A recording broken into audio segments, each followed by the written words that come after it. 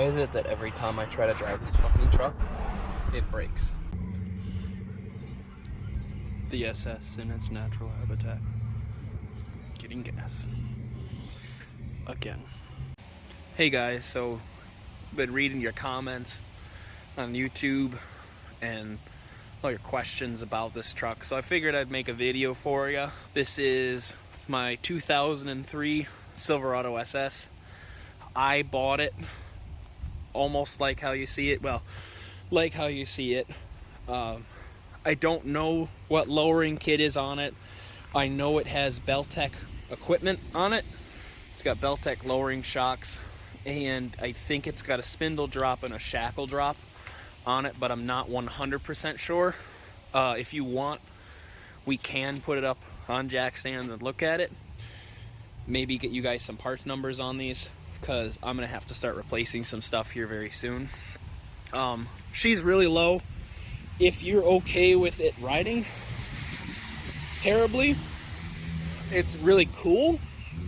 But if you do decide that you want to do something this low, I would recommend you put helper bags in the rear, because when it's loaded down, it tends to want to hit the rear axles with the frame. It's a little jarring. It's not the most comfortable thing in the world. This is a Silverado SS. It's all-wheel drive. It's got a 6-liter in it. I bought it and drove it back home, and it's been pretty good for me. I bought it as a cool toy and just my summer truck, and now we're about ready to go put it away. For those wondering what exhaust is in it, show you here. It has stainless 1 7/8 headers on it from Speed Engineering.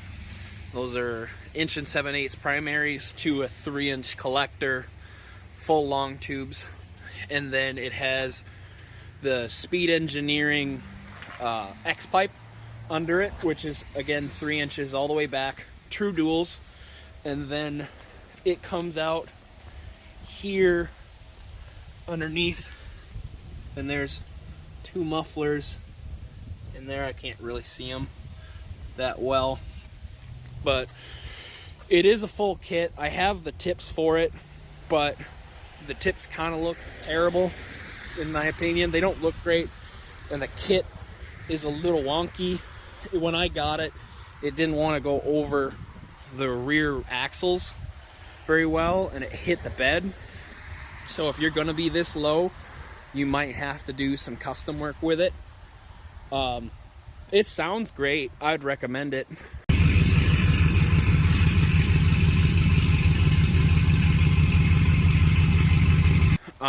If you're not looking for something super expensive like Corsa or Cooks, because those kits are just, the headers are what I paid for the whole exhaust system. It's got a Spectre intake on it. It came with some home built garbage that the guy tried to do. It had the original to there, and then like the soft pipe, and then the dude just put a cold air filter on it, and it collapsed while you're trying to drive, so it actually turned the truck off. So I ended up having to buy this. It's been really good. It seems to perform pretty well, but overall I'm happy with how she performs and sounds. It's got the true ram air, so this hood is, for those who want to know, it's from Good Hood. I think it's a Keystone original part. You can't find them anymore, I don't think. There's a serial number for those who are curious, and a production code. I've looked it up. I can't find it anywhere unless they're used, and used they go about $1,500 for a decent one, so good luck. She's not the prettiest, obviously. I mean, it needs rockers really, really bad. You know, it's dirty. I use the truck, but she needs rockers and cap corners. I have all the parts. We just been busy. I'm planning on putting them in over the winter. It's got in the back here, I can't pull it forward, but it's got a 700 watt it's either a Kenwood. It is a Kenwood. It's a Kenwood amp, and then a 1000 watt amp for the sub that's in it. So it's got 1700 watts of audio equipment in it. She's fun. It bumps, but it's all old, so I've been replacing a lot of it.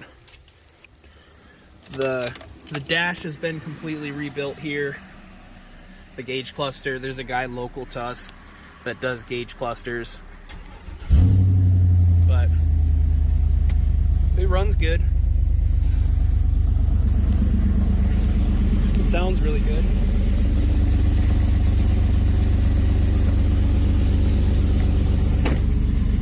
She turns heads wherever I go. It's not terribly loud anymore. I put the mufflers on it. The last video we made, it had no mufflers and it was just open headers pretty much, like just to the X pipe.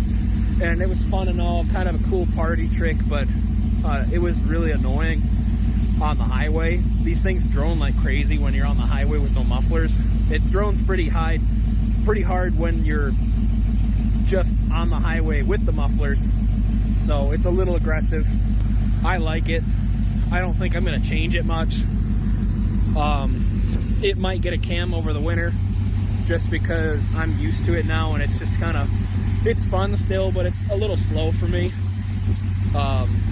It ran 15-second quarter.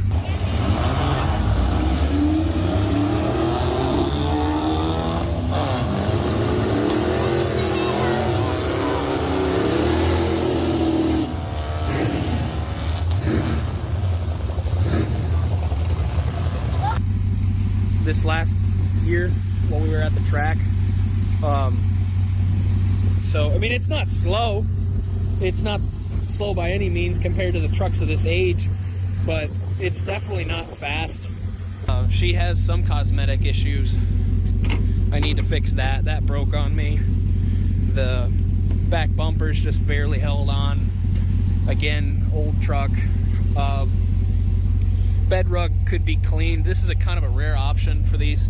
They had the option of getting a bed rug, and I don't see very many of them. It's got every option you can put in it for that year, obviously being an SS.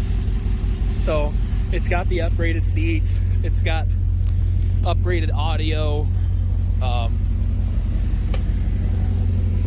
but it's a fun truck. It needs a lot of work.